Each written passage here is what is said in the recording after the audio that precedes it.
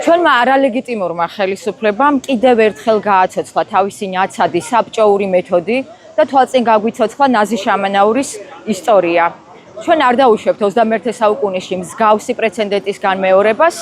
მე მოუწოდებ ჩემს კოლეგებს, პედაგოგებს, რომელთა უმრავლესობა დუმარებაში იყვნენ აქამდე და გონიათ, რომ ჯერ კიდევ გონიათ, რომ ეს რეპრესიული კანონები, რომლებსაც ხელისუფლება ყოველდღიურად გვახვევს თავს, მათ არ შეეხებათ.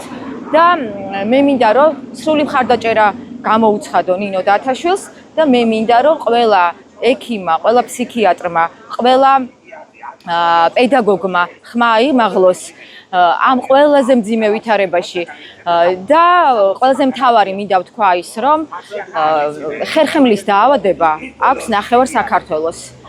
და ის ტკივილები, რომლებსაც ჩემს ირგვლივ განიცდიან ადამიანები და ეს სავსებით ადამიანურია, ეს ცრემლები ადამიანურია, ეს ხელისუფლება არის საბჭოური.